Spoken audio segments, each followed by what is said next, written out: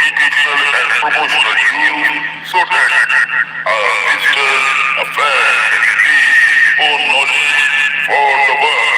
That's the concluding video, man.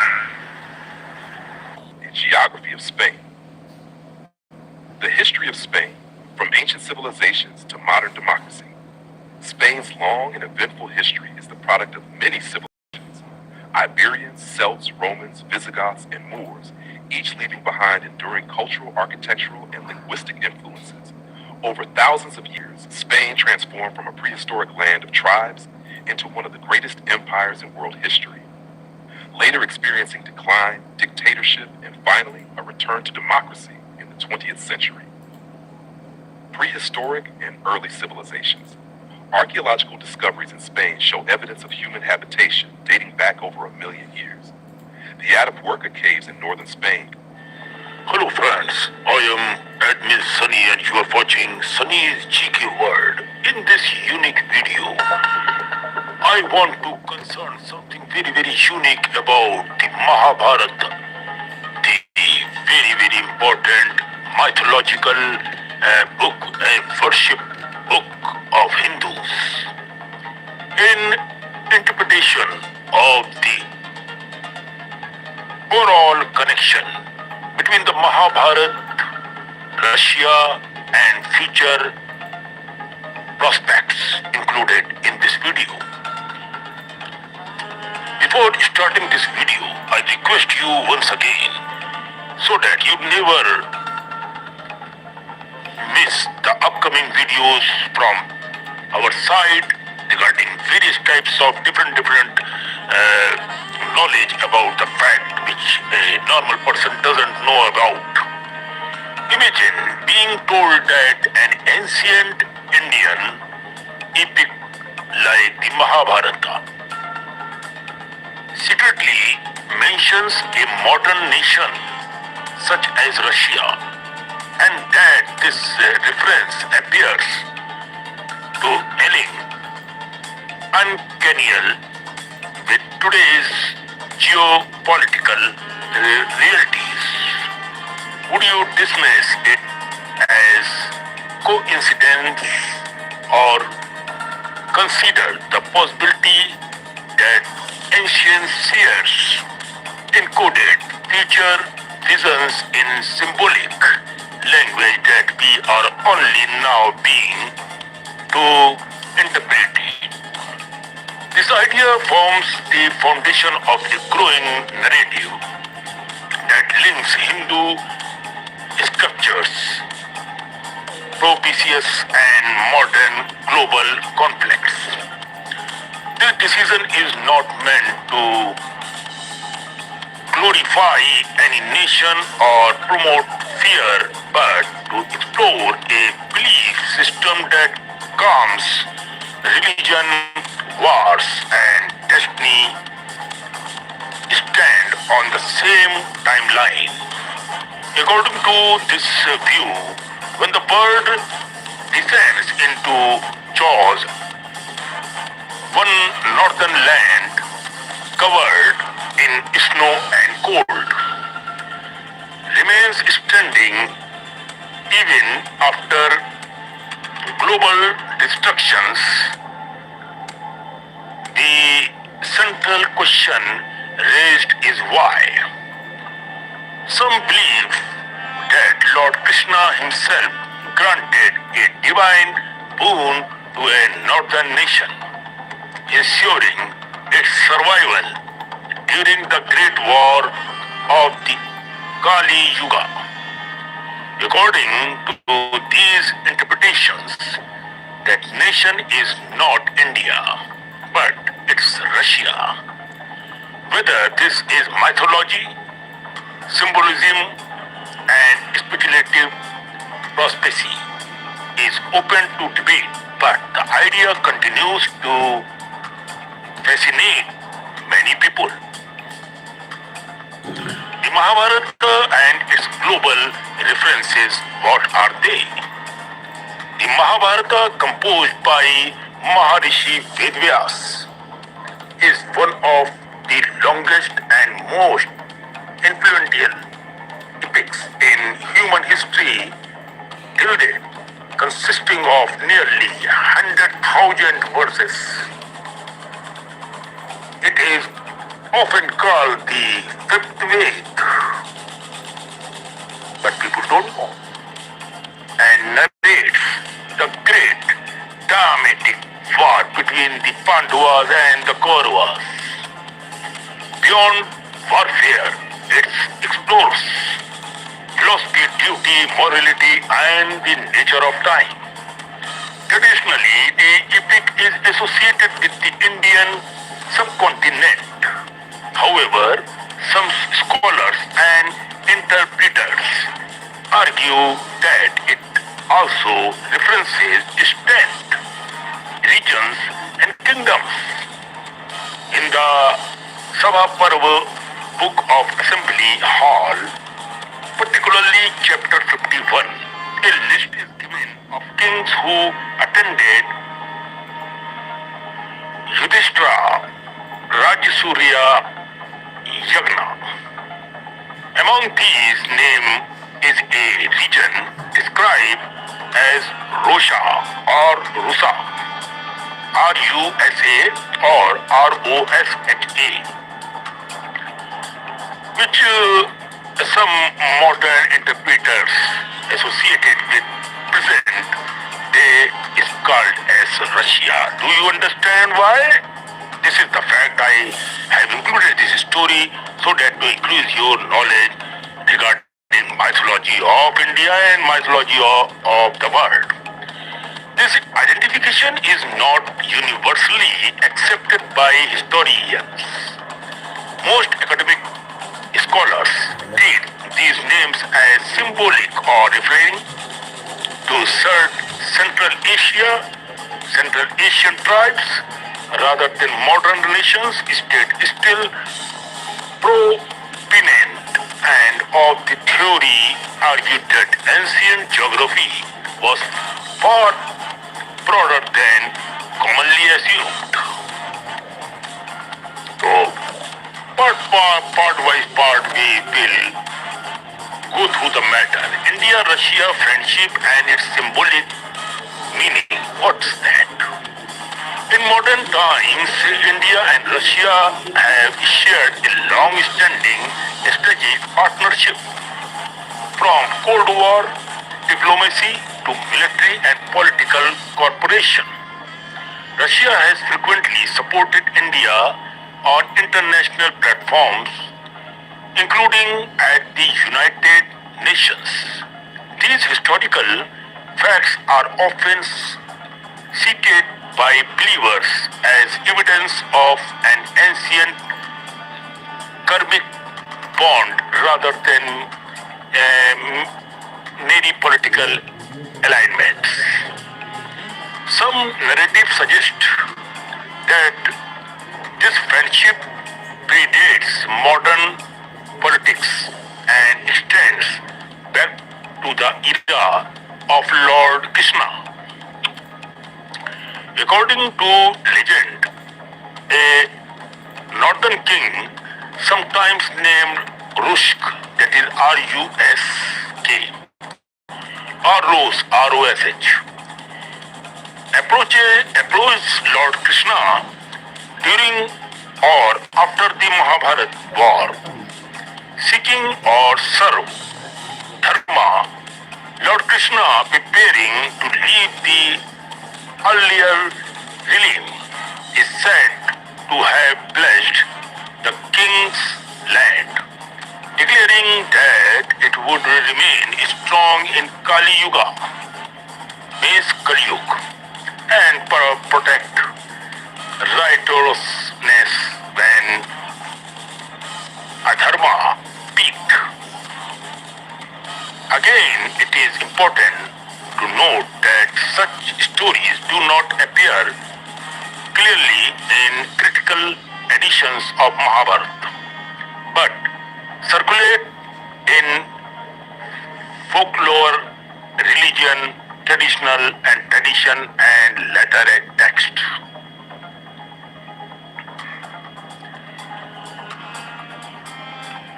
Bhavishya Malika and apocalyptic books, what they said. A major cause fueling these beliefs is the Bhavishya Malika, a prophetic text attributed to Acharyanandaji Das, a 15th to 16th century Odia saint and one of the Panchashak, means 5 grand saints of Odisha. He is believed by followers to be Trikaldarshi, means who can see beyond the limit. It's a Hindi word is Trikaldarshi, or the people who has the knowledge beyond the limit is Trikalgyani. One who can see past, present and the future. It is called as Trikaldarshi, who sees what is past, present and what will be the future. The Bhavishya Malika contains numerous prophetics and about moral decline, wars, famine, natural disasters and the eventual arrival of Kalki Avatar. Some verses are interpreted as predicting a massive global conflict resembling a third world war involving India, China, Pakistan, Europe, the Middle East and the West. According to these interpretations, the war would last several years, result in unprecedented destructions, famine and social collapse, and calm millions of lives worldwide. However, the text is believed to suggest that India and Russia would ultimately survive the devastation though not without suffering. So, these are the danger nations of the upcoming features what I am discussing about here in this video. Russia and India would ultimately survive the devastations though not without suffering. Believers argue that Russia's survival is linked to Krishna's ancient blessings, placing it as a protector of dharma in the final stage of Kali Yuga. Archaeological and other types of claims. Supporter of the theory of an city, archaeological findings in Russia and surrounding regions,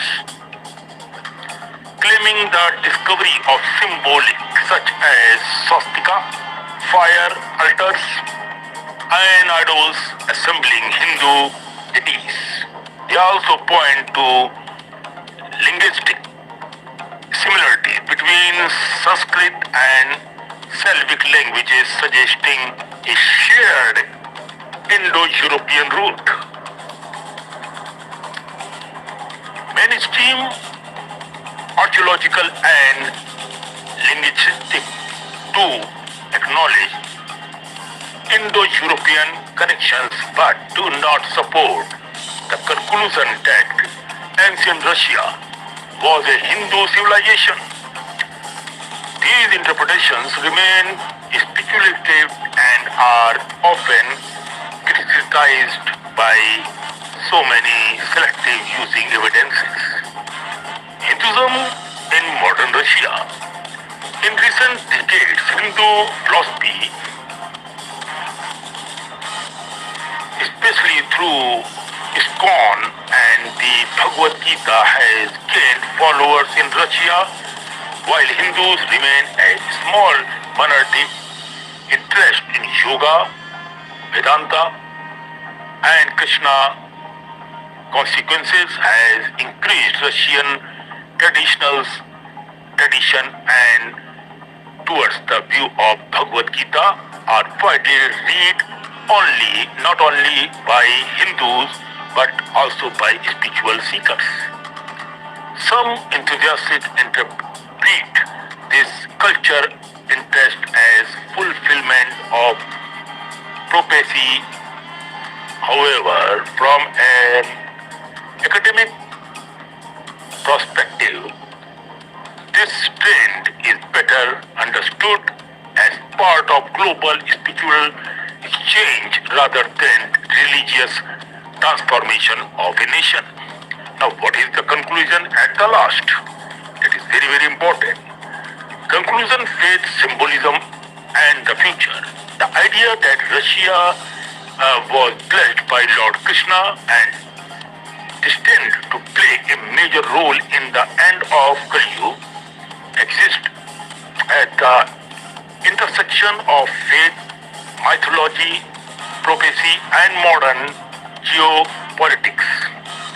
For believers, ancient texts are not merely stories but coded timelines of humanity's faith. For sketchbook, these interpretations reflect symbolic thinking applied to contemporary anxiety. What is certain is that ancient sculptures like the Mahabharata and texts such as the Bhavish Malika continue to influence how people interpret the present and imagine the future. Whether these prophecies are destiny or metaphor remains an open question right now. One that ultimately depends on personal beliefs rather than historical proofs.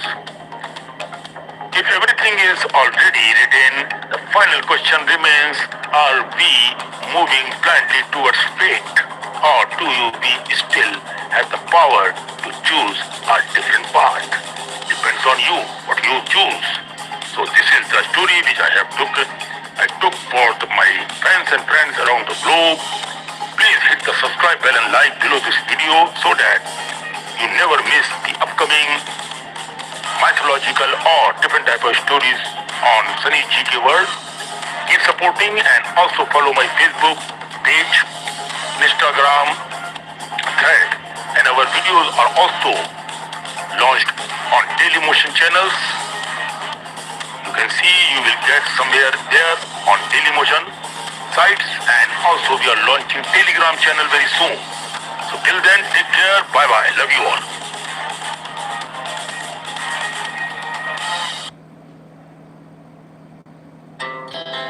Our hearts beat to the city streets.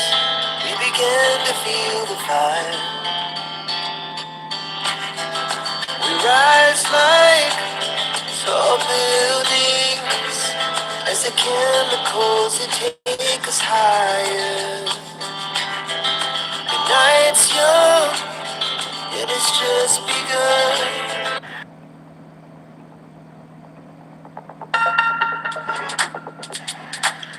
Hello ladies and gentlemen, this is admin Sunny and you're watching Sunny's GK World. Means Sunny is the channel which blogs general knowledge of the entire globe. Now, this is a very, very beautiful and a very, very important video for those who are interested to know something more about the world. So here, that's why I have created this beautiful channel so that my all Indians, Asians and international friends get engaged to learn more in their life which they don't know at all. Now here are few human beings which are of very, very under painful conditions and they are leading a very, very tough life what the God they have received from the God. Now here I will going to talk about a woman who lives in water. Her name is Aruna Ghosh from India. Who is Aruna Ghosh? Aruna Ghosh from West Bengal suffers from a rare and painful medical condition. Whenever the wind blows, her entire body experiences unbearable pain. This is her very, very deep problem. As if her skin is burning, like she feels that her skin is burning in a fire. To get relief, she spends nearly 14 hours a day submerged in a nearby lake near to the house. The water soothes her pain, allowing her to survive. Because of her poor financial situation, the conditions are not like that, so she can able to take a proper treatment for the problem. Now she cannot afford hospital treatment even, and instead depends on the lake for comfort. Her life is a heartbreaking example of human tolerance against extreme sufferings. Now who is number 2? The world's dirtiest man, Amu Haji from Iran. Amu Haji from Iran became world famous for his unusual lifestyle. He reportedly lived to be around 87 years of age right now. Though the text says 181 and had not bathed since 1954. Since 1954, he has not taken any bath. Now this is very, very ridiculous to watch and listen about this. More than 60 years, man, he has not taken bath.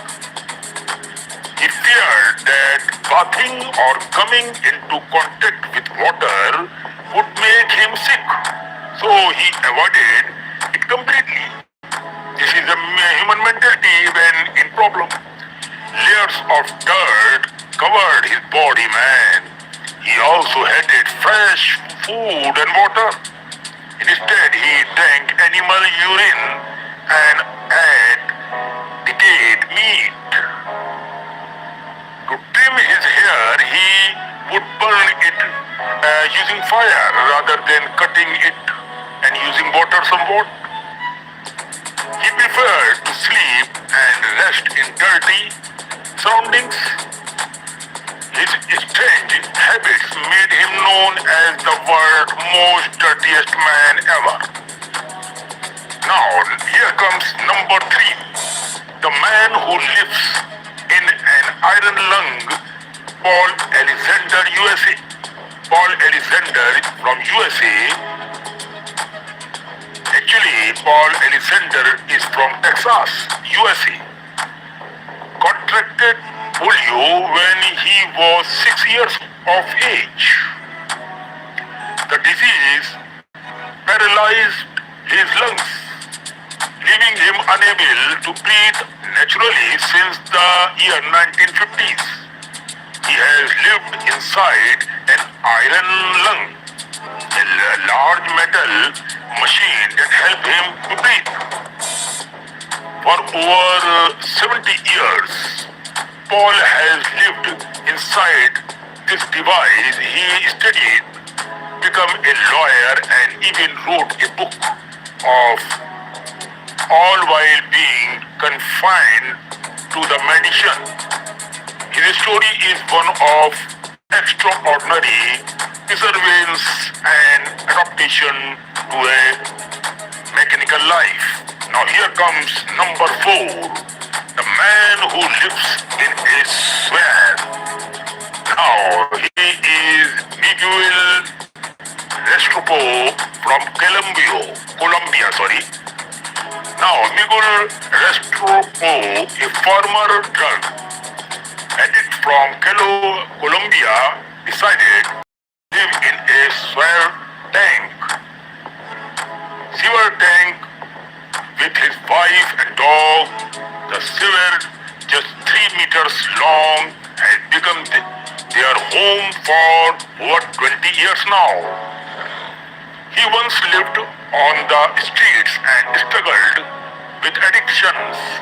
When he decided to quit drugs, his family and friends abandoned him, left with no money or home. He made the sewer his shelter.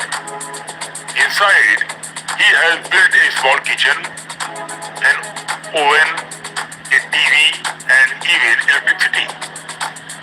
He decorates his home during festivals, proving that happiness does not always depend on a luxurious life or from palace or from any well-cemented house.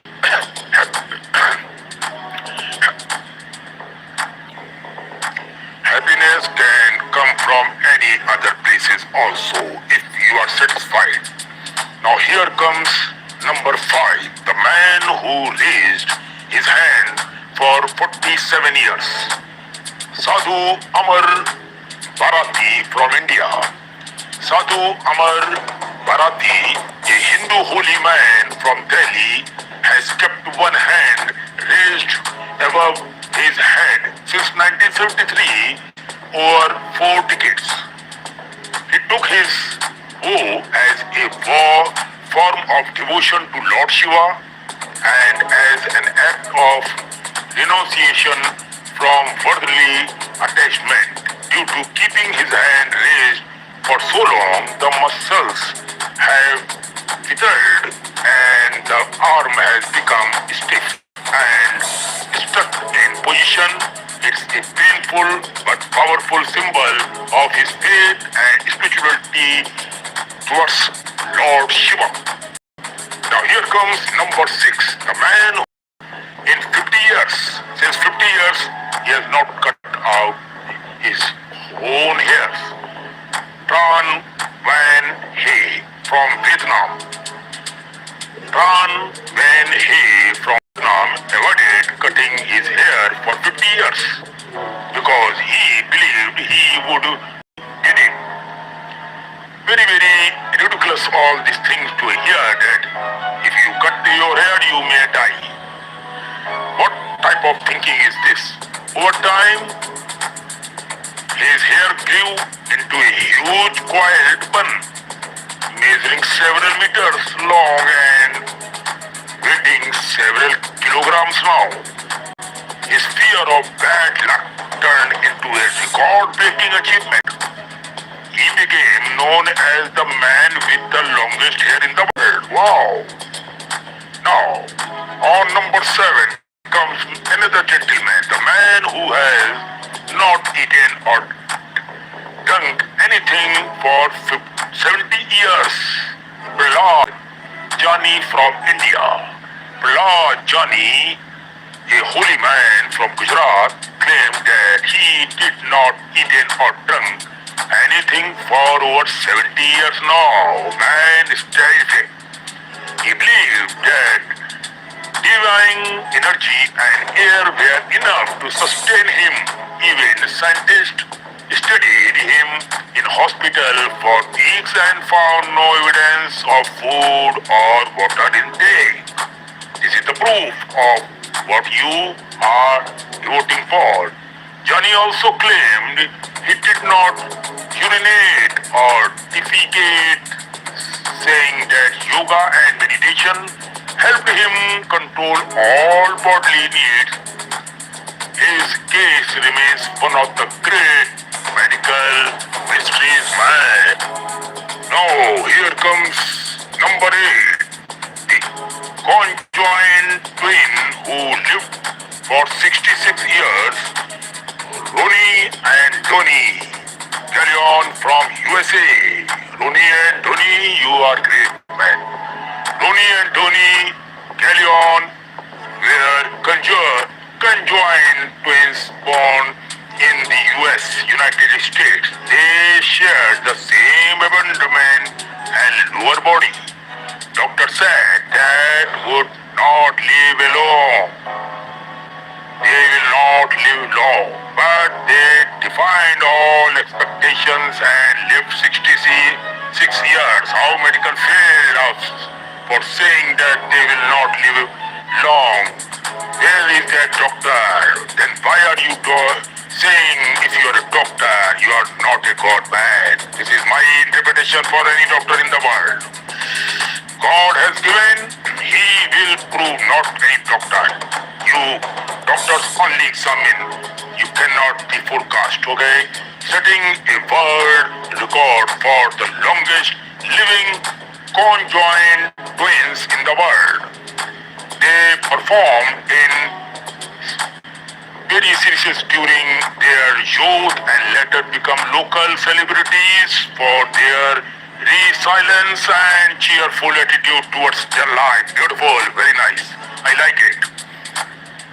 What can doctor do? Doctor is not God man. Number 9 comes the girl who lives in a plastic tub.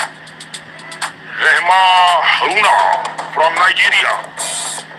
Rehman Haruna from Nigeria was born healthy, but at 6 months old, a mysterious illness stopped the growth of her limbs. Her arms and legs moves, leaving her unable to move. Since then, she lived her entire life in a plastic tub, which her family used to carry her from one place to another place. Despite her condition, she smiled and dreamed of owning a small grocery store. Wow! Her story inspired millions worldwide before she sadly passed away at the age of 19. So sorry for that. God will give you another chance, another life.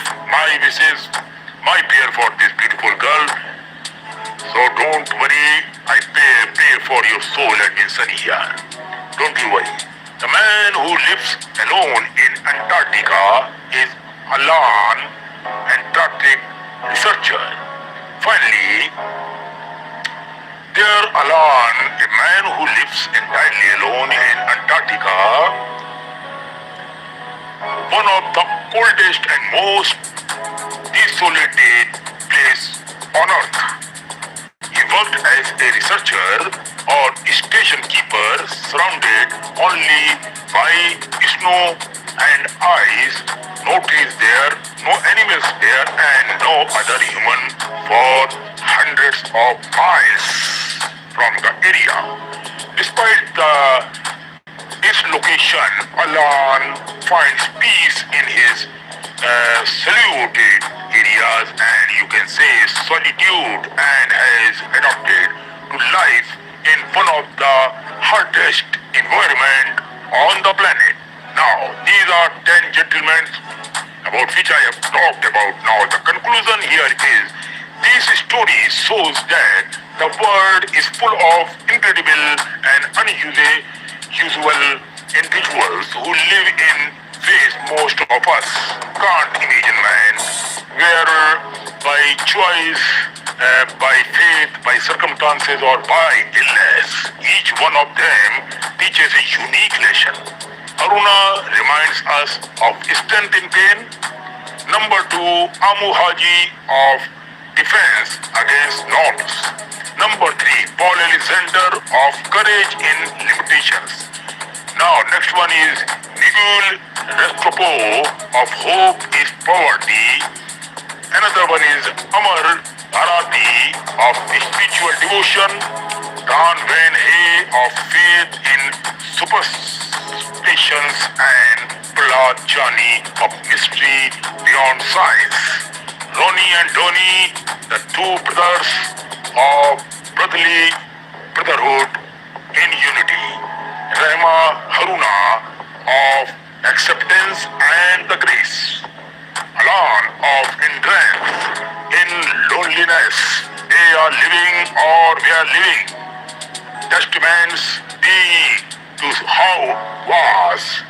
He said it is a dramatic lifestyle and it goes like that if the God has provided. This is Admin Sunny saying goodbye to all my fans and friends who are watching my video. Before leaving this video, I only request to hit the subscribe bell and like under this video so that you never lose the upcoming another story on this channel, and make sure to hit the subscribe button, like on my all other music channel, also movie channel.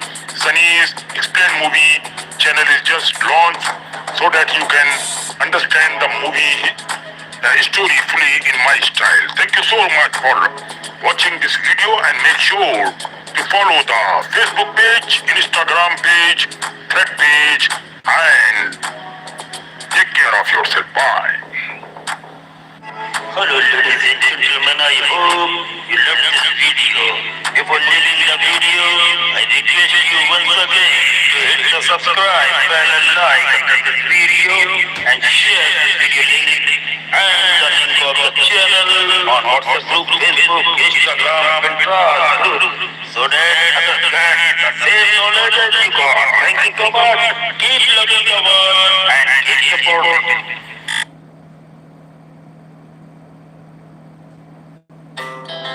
Our hearts beat to the city streets. We began to feel the fire. We rise like tall buildings as the chemicals that take us higher. The night's young, and it's just begun. Hello, ladies and gentlemen, thanks for watching. It is Sunil.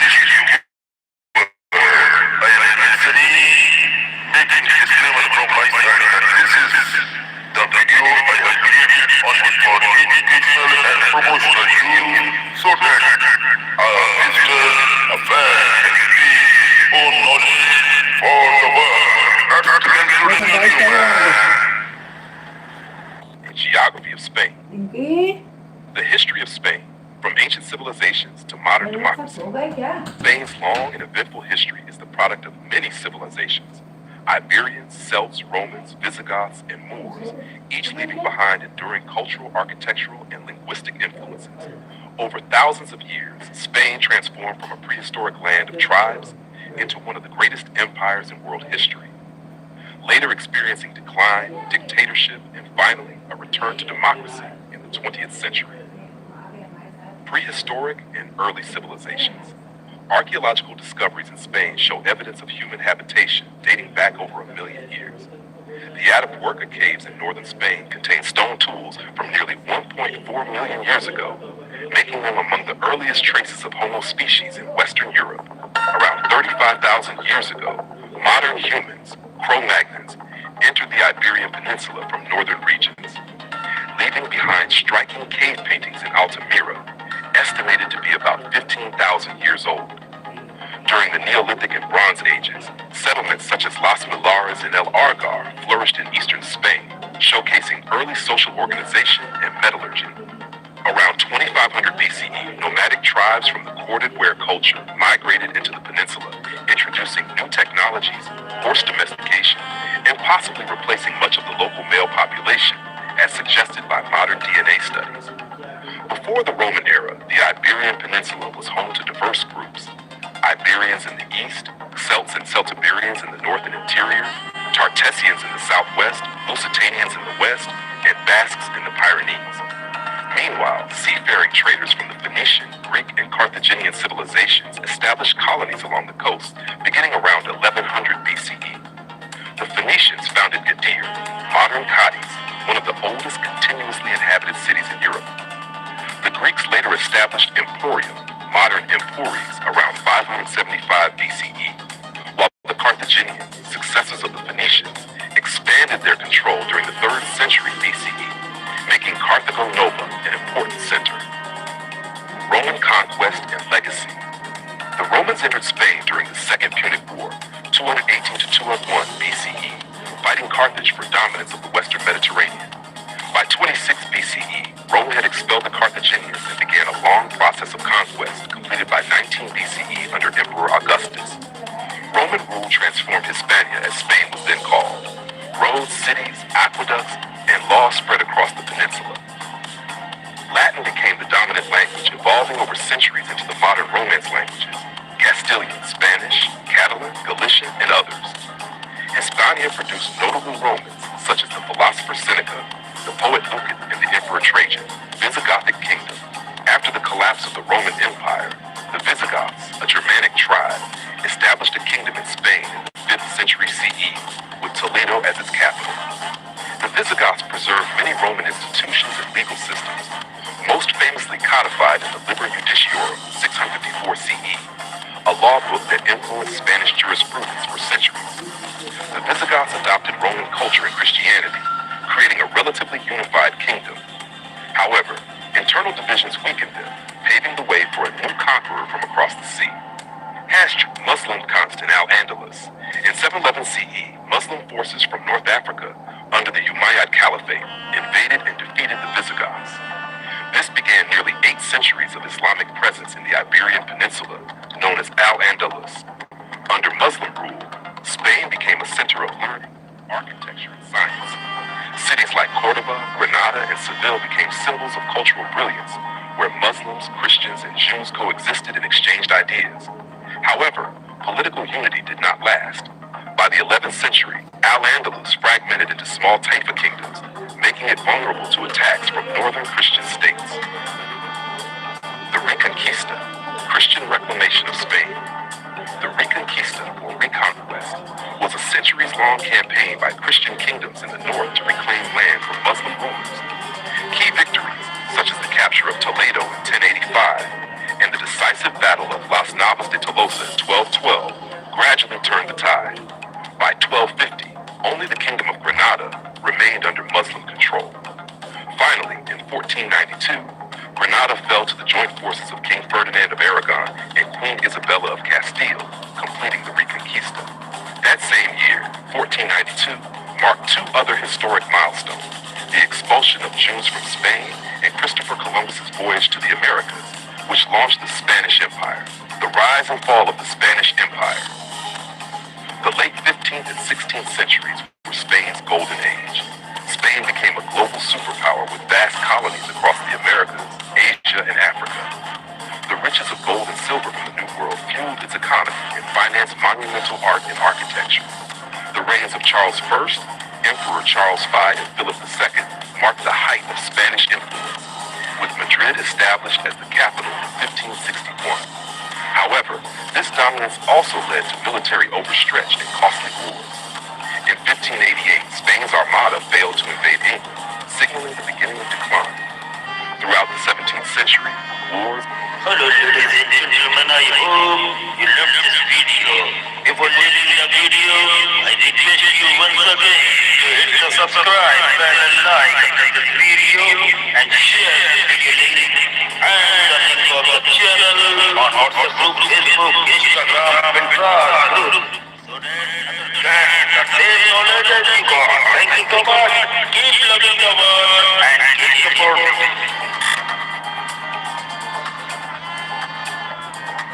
Napoleonic era and 19th century turmoil. In 1808, Napoleon invaded Spain, installing his brother Joseph Bonaparte as king. Spanish resistance, supported by Britain, led to the Peninsular War, one of the bloodiest chapters in Spanish history. The war devastated the country, but fostered a sense of national identity. The liberal Constitution of 1812, drafted during this period, marked Spain's first experiment with constitutional monarchy. However, the 19th century remained unstable, with power alternating between monarchies, republics, and dictatorships. Spain also suffered massive colonial losses. By the 1820s, most of its American colonies had gained independence. The final blow came with the Spanish-American War of 1898, when Spain lost its last major colonies, Cuba, Puerto Rico, and the Philippines. 20th century, dictatorship and democracy. The early 20th century brought more upheaval. King Alfonso III faced growing unrest, leading to the establishment of the Second Spanish Republic, 1931 to 1939. But political divisions between left-wing Republicans and right-wing nationalists erupted into the Spanish Civil War, 1936 to 1939. General Francisco Franco, supported by Nazi Germany and Fascist Italy, emerged victorious and ruled as a dictator until his death in 1975. Franco's regime was marked by censorship, repression, and centralized control, but also modernization and economic growth in later decades. After Franco Franco's death, King Juan Carlos I restored the monarchy and guided Spain toward democracy. The 1978 Constitution established Spain as a parliamentary democracy with a constitutional monarchy. This transition, known as the Spanish Transition, became a global model for peaceful democratization. Spain joined the European Economic Community, now the EU, in 1986 and adopted the euro in 1998, its position in Europe. In 2014, King Juan Carlos abdicated in favor of his son, King Felipe VI, who continues to reign today. Hash language and culture. Spain's linguistic diversity reflects its complex history. While Castilian Spanish is the official national language, several regions have co-official languages. Catalan in Catalonia and the Balearic Islands, Valencian in Valencia, Galician in Galicia, Basque Euskera in the Basque Country and parts of Navarre. Except for Basque, all are Romance languages derived from Latin. These languages thrive in media, education, and literature, embodying Spain's cultural pluralism. The roots of Spanish literature trace back to the Cantada de Neo Cid, the oldest epic poem in Castilian. The 13th century saw the rise of universities in León, Salamanca, and Valencia, helping shape Spain's intellectual heritage. Later, in 1492, Antonio de Nebria published Gramática de la Lengua Castellana, the first grammar of any modern European language, a testament to Spain's cultural leadership. Geography and climate. Spain's geography contributes to its climatic diversity. The Pyrenees and Cantabrian Mountains influence weather patterns, separating humid northern regions from the drier central plateau or meseta. Northern Spain, Galicia to Catalonia, enjoys a maritime climate, mild and rainy year-round. Central Spain experiences continental Mediterranean conditions, hot summers and cold winters. Southern Spain, including Andalusia, has semi-arid to subtropical climates, while the Canary Islands enjoy an Atlantic subtropical environment. This climatic variety allows Spain, Arabs, and others shape Spain's population. Modern Spaniards are thus a rich blend of Mediterranean, European, and North African ancestry. Today, Spain is known for its cultural vibrancy, regional autonomy, and historical pride. Its architecture, from Roman ruins to Moorish palaces, languages, and traditions illustrate a nation built on layers of history. Resilient, diverse, and deeply influential in the shape of the modern world. In summary, Spain's story is one of conquest and coexistence, decline and rebirth. From prehistoric cave dwellers to a democratic European power, its journey reflects the dynamic interplay of cultures that forged one of the most fascinating nations in human civilization. 1,210 words. Hello, ladies and gentlemen, I hope you loved this video. If you're listening to the video, I request you once again to hit the subscribe button and like the video and share the video link and the link of the channel on WhatsApp, Facebook, Instagram, and Facebook, so that others can the same knowledge as you got. Thank you so much. Keep loving the world and keep supporting me.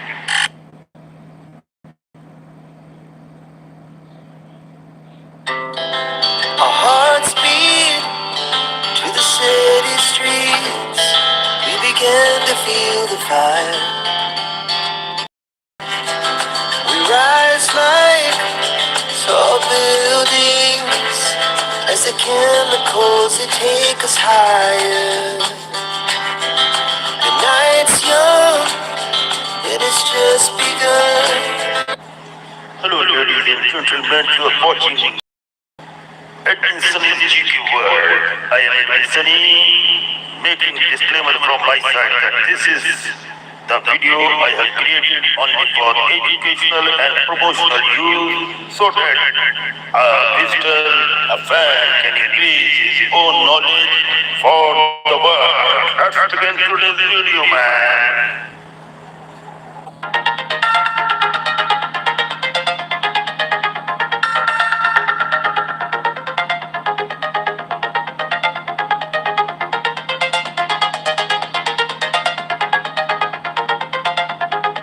Architecture, purpose, and cultural significance. The Great Wall of China, a monument of history, defense, and civilization.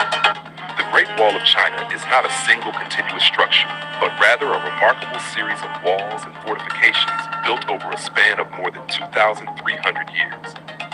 Its purpose was primarily defensive to protect the agricultural heartlands of northern China from the raids and invasions of nomadic tribes from the steppes of Mongolia.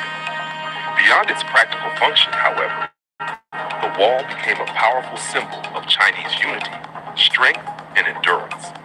Declared a UNESCO World Heritage Site in 1987, it remains one of the fragmented walls of the Warring States, 7th century BCE to 3rd century BCE. The story of the Great Qi State constructed large defensive embankments using rivers, hills, and man-made walls. Northern frontier from the fearsome Shangdu. Northern frontier from the fearsome Shangdu.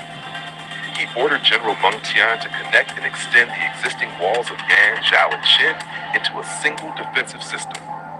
This created what was known as the 10,000-night wall, about 5,000 kilometers. The construction relied on rammed earth, stones, and forced labor. Millions of conscripted peasants, soldiers, and prisoners worked under harsh conditions. Countless lives were lost. Although this Qin wall was monumental, it quickly fell into disrepair after the dynasty collapsed in 206 BCE. Still, Qin Shi Huang set the precedent for future dynasties to maintain and expand the wall. The Han Dynasty, 206 BCE to 220 CE, the Wall and the Silk Road. The Han Dynasty, especially under Emperor Wu, 141 to BCE, revived the wall to defend against the Xiongnu and to protect the emerging Silk Road trade network. Construction stretched westward across Gansu and Xinjiang, reaching as far as Lapner. New techniques included beacon towers every 5 li, about 2 kilometers, watchtowers every 10 li, and garrisons every 30 li. The wall not only provided security, but also regulated trade, migration, and taxation along the Silk Road. During this time, the wall became both a military barrier and an instrument of economic control. From the northern dynasties to the Yuan dynasty, 3rd to 14th century. Over the next 1,000 years, different dynasties modified and repaired the wall, carried out massive construction projects with over 1.8 million workers, extending the wall nearly 900 miles. Sui Dynasty, 581 to 618 CE, ordered 7 major repairs in less than 40 years. Tang Dynasty, 618 to 907 CE, largely abandoned the wall because China had expanded far beyond it and defeated the nomads militarily. Song Dynasty, 60 to 1279 CE, faced constant threats from the Liao and Jin, but lacked resources to fully restore the wall. Yuan Dynasty, 1206 to 1368 CE. The Mongols controlled all of China and saw little use for the wall, though they maintained certain passes for commerce and rebellion control. By the end of the Yuan period, the wall was in ruins, awaiting its greatest reconstruction under the Ming. The Ming Dynasty, 1368 to 1644, the wall we know today. When the Ming Dynasty came to power after expelling the Mongols, they faced the constant danger of renewed invasions. Thus, they launched the most ambitious rebuilding of the Great Wall. Materials and techniques. Unlike early dynasties that relied on rammed earth, the Ming used bricks, cut stone blocks, and mortar reinforced with sticky rice. This made the wall far stronger and more durable. Design. The wall averaged 23-26 feet, 7 to 8 feet high, with a width of 21 feet at the base and 19 feet at the top. Watchtowers, beacon towers, and fortified passes, such as Zhuangguan and Shanhaiguan, strengthened its defense. Strategic gates. Zhuyang Pass, near Beijing, was among the most crucial, protecting the capital from northern invaders. Dual walls. In many places, the Ming built inner and outer walls, creating layers of defense. It is estimated that over 8,000 miles, 13,000 kilometers of walls, including natural barriers, towers, and trenches, were maintained during the Ming. Much of what tourists see today, battling Mutianyu scimitar, dates back to this era. Qing Dynasty, Qing 1644 to 1911, decline of the wall. The Manchu rulers of the Qing Dynasty did not emphasize the wall as much as the Ming. Instead, they followed a strategy of diplomatic integration and alliances with Mongols and Tibetans. As the empire expanded deep into Central Asia, the wall lost much of its military significance. It gradually decayed, though certain sections were repaired for local defense and symbolism. Has structure and features of the Great Wall. The wall was not simply a single barrier. It was a complex military system with several components. One walls, constructed from local materials, tamped earth in deserts, stone in mountains, bricks near cities. Heights range from 15 to 30 feet, wide enough at the top for soldiers and horses. 2. Watchtowers, built at regular intervals for surveillance and signaling. 3. Beacon towers, used for communication through fire signals by night and smoke signals by day. 4. Passes and fortresses, strategic strongholds like Jaiguan, the western end, and Shanhaiguan, the eastern end, known as First Pass Under Heaven. 5. Moats and ramps, added in some regions for extra protection. This integrated system allowed China to monitor movement, respond quickly to invasions, and regulate commerce. Purposes of the Great Wall. The wall served multiple roles across centuries. 1. Defense. Its primary function was to protect China from northern nomadic invasions, particularly from the Xiongnu, Mongols, and other steppe tribes. 2. Border control. Controlled immigration, and smuggling. It also allowed the Chinese Empire to collect tariffs on trade along the Silk Road. 3. Symbolic power. It projected Chinese authority, discipline, and the idea of a unified empire. Even when militarily less effective, it remained a psychological barrier. Cultural significance in mythology. The Great Wall has long been a symbol of Chinese culture. Legend. The story of Meng Jianzi, whose tears collapsed a section of the wall when her husband died during construction, reflects both the suffering of the laborers and the human cost of the project. Symbolism. By the 20th century, the wall became a national icon, representing resilience and pride. Mao Zedong famously declared, "He who has not climbed the Great Wall is not a true hero." Tourism. Today, reconstructed sections like Badalin attract millions of visitors annually. Preservation and challenges. Despite its fame, large portions of the wall have eroded or disappeared due to natural weathering, neglect, and human destruction. During the 20th century, some villages dismantled wall sections to use bricks for houses. Since the 1980s, however, conservation efforts have increased. UNESCO Heritage, 1987, gave it global recognition. Restoration projects at Mutianyu, Simitai, and Jiayuguan have revived major sections. Laws now protect the wall from further damage, though illegal construction and tourism pressures remain challenges. Conclusion. The Great Wall of China is far more than just an ancient barrier. It is a living chronicle of Chinese history, stretching across dynasties, cultures, and landscapes. Built through the sweat and sacrifice of millions, it embodies the themes of defense, unity, endurance, and identity.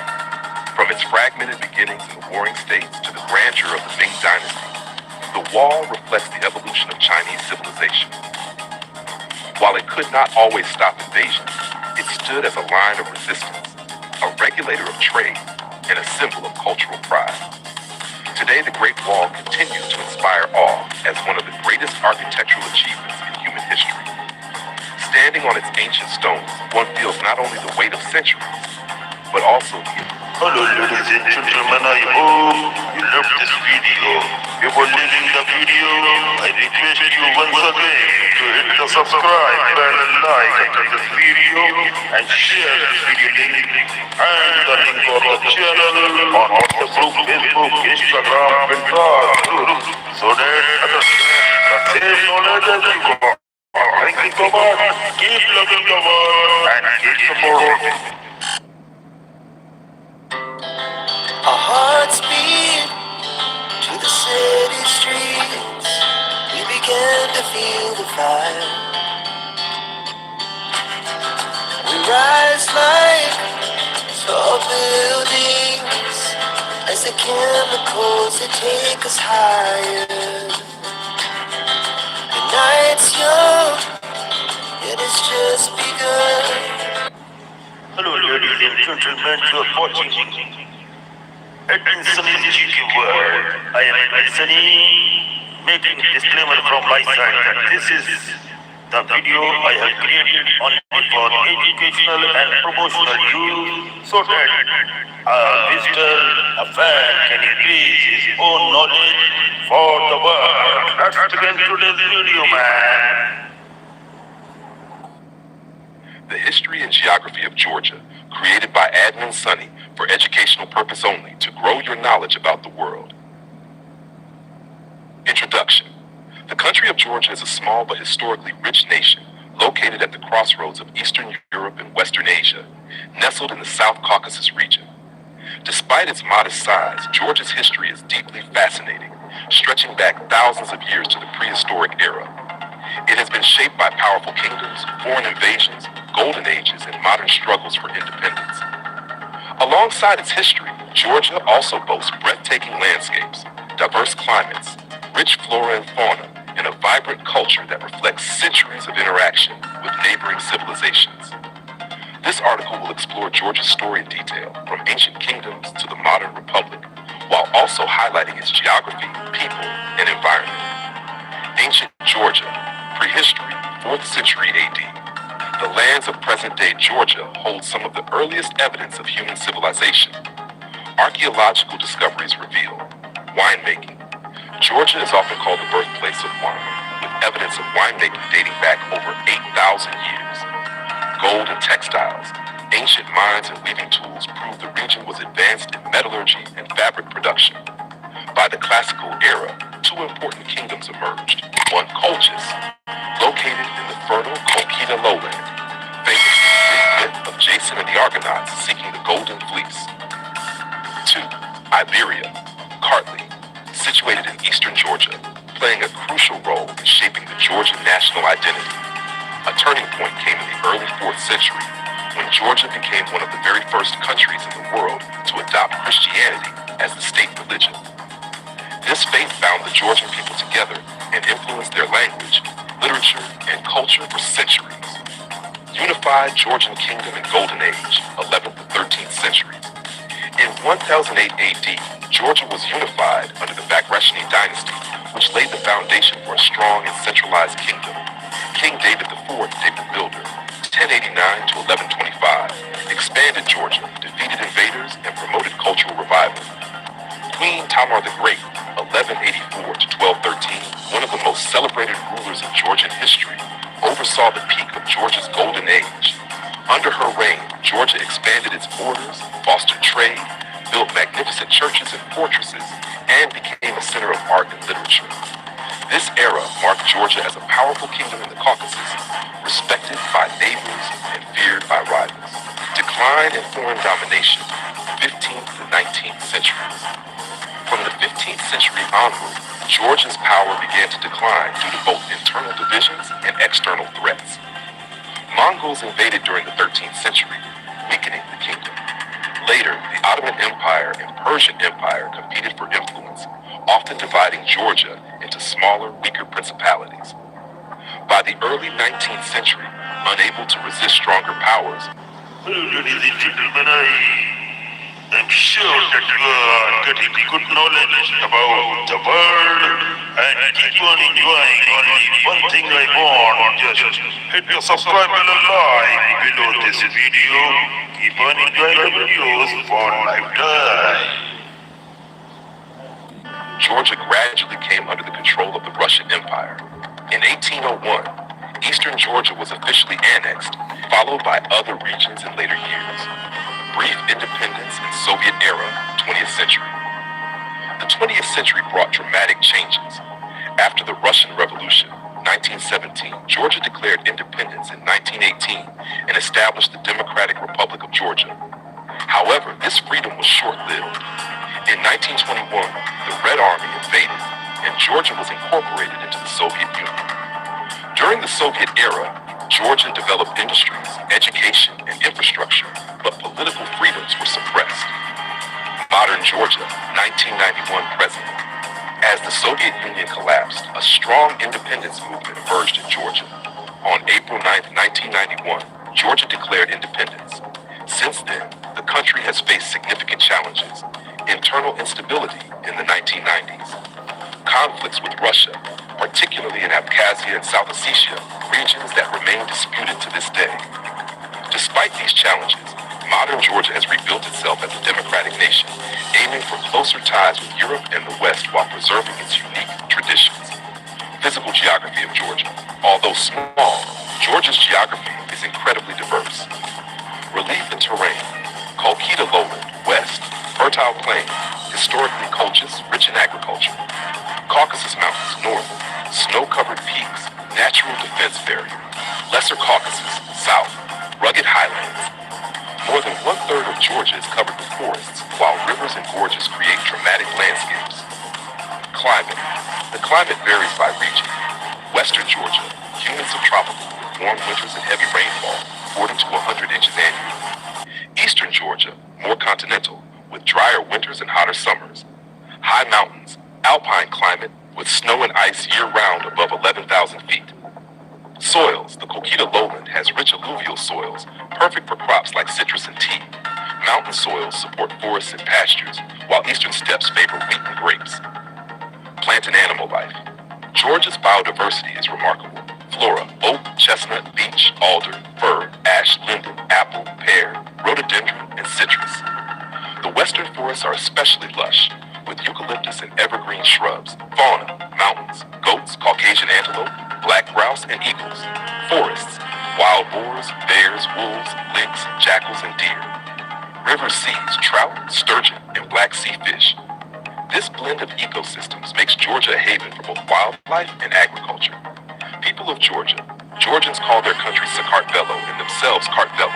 The word Georgia comes from the Persian term gorge. About 80% of the population are ethnic Georgians.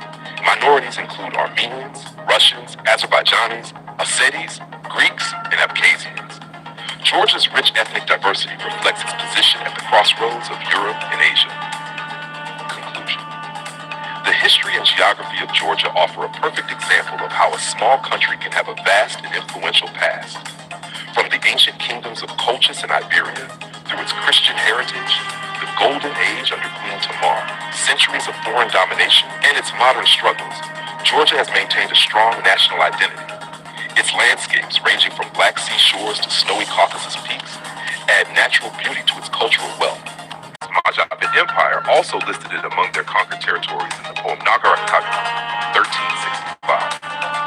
Eventually, the trading significance of Temasek declined, especially after the rise of the port of Malacca. However, its location remained highly valuable. The legend of Singapore. The name Singapore, meaning Lion City, is believed to have originated in the 14th century. According to the Malay chronicle, Sejarah Melayu, a Srivijayan prince named Sri Tribhuwana landed on the island and saw a strange creature he thought was a lion. Taking it as a good omen, he named the city Singapore. Though lions were never native to the region, the name stuck, symbolizing strength and courage. Colonial era, rise of a trading power.